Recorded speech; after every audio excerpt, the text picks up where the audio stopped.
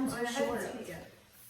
It's like, what's the person that's reading? I love the behind the scenes videos. Do you? I haven't done it in a really long time. Okay. 5. Hold on, I gotta get the passage.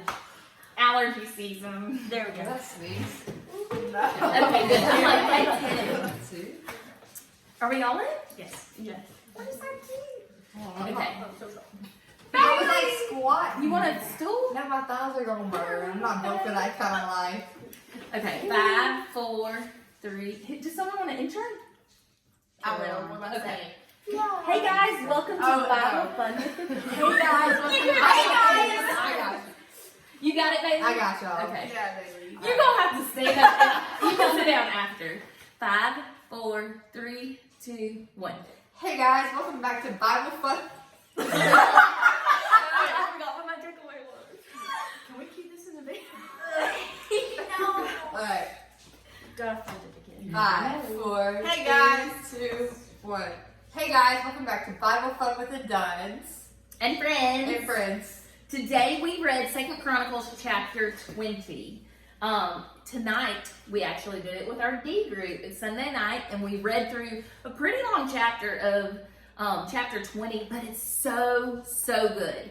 And so we took it bite-sized, a few paragraphs at a time. And basically what's happening is Jehoshaphat finds out that they're going to be attacked by some neighboring people groups. And so what do you do when you're under attack? What do you do when the enemy comes against you? You cry out to God and you say, help. And so Jehoshaphat prays.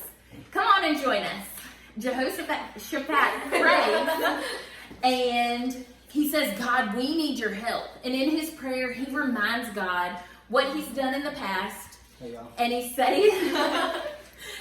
saying that, God, you have done this in the past. Be who you were then, now, in this situation. A song we sang this morning in church, the lyric says, I don't know what you're doing. God, I don't know what you're doing, but I know what you've done. And I love that because usually when we're in the middle of a trial and we're in the middle of hardship and a struggle, a lot of stuff doesn't make sense to us. We're dealing with all the emotions and the feelings of it. Sometimes we're angry, sometimes we're sad, sometimes we have hurt feelings.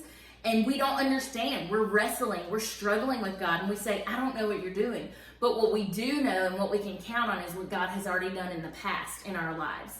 And so he's reminding God, hey, remember these people? When we first came into the promised land, you told us not to attack them. And now they have the audacity to come and try to attack us. God, I'm scared. Come help us. He says in verse 12, we are powerless against this great horde that's coming against us. We do not know what to do, but our eyes are on you. So then, not only that, he prays personally, but he also gets the country, the people of Judah to pray with him. And so in our own lives, when we go through hard times, yes, the first response should be for us to pray. But also, we're not meant to do this life alone. We're supposed to do life with others, other followers of Christ. And we include them and we share our prayer requests with them. And we count on them to pray with us. And then they worship. And I'm like, hold up. They're worshiping. They're playing all the instruments. You know, they worship with all the instruments. And I'm like, they didn't even go to battle yet. They didn't even fight the war. They haven't even won yet. But God told them that they were going to win. And I forgot to mention that part. It's kind of important. But God tells us in verses 15, he tells them, in verses 15 and in verse 17, don't be afraid, do not be dismayed at this great horde, for this battle is not yours, but God's. And 17, do not be afraid, do not be dismayed. Tomorrow you go on out against them, and the Lord will be with you. You don't have to do it alone. And so then they worship and they celebrate, and they're trusting God to do exactly what he said he would do. And so what happens? They go to battle, and what happens in the battle, y'all? They don't. Like, everybody attacks each other. The enemy attacks each other. Like, they go out to war together, and then they turn on each other and fight each other. And I'm like, only God could do that. Like, how crazy and how epic and how miraculous. And so Judah wins the war. Just like they said, they didn't have to fight the battle. God did it. He mixed them up, and the people lost their minds and fought each other. And then In verses 29 and 30, it says, "The fear of God came on all the kingdoms of the countries when they heard that the Lord had fought against the enemies of Israel. They were scared to death." When they heard what happened, they knew, like, oh, their God must be the real God. Like, if that happened and all these people came up against them and then they lost their minds and they didn't even have to fight this battle, their God must be the real God. And so people did not even attack them. In verse 30, "The realm of Jehoshaphat was quiet, for God gave him rest all around." And then you continue in the chapter, and what we find out is something happens in Jehoshaphat's life. He reigned, what does it say, from the age of 35, and he reigned for 25 years. And then something happened in his life for him to kind of not end it well. He didn't end in a great place with God. But like we were talking about, what we can learn from these kings, there's so much. We can learn from what they did right. We can learn from what they did wrong. We almost can learn more from what they did wrong. If an idiot would do that thing, we do not do that thing. That's a little D-group inside joke.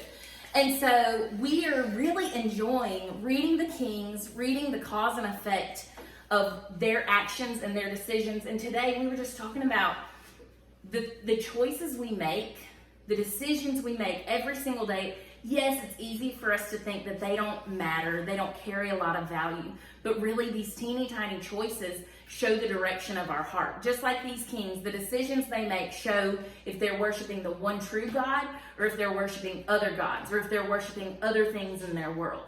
Girls, what were y'all's takeaways today? You want to start, Elizabeth? Yeah. Okay. Even if you think you can't do something or can't handle something, trust in God and what He tells you. I love it. Yes.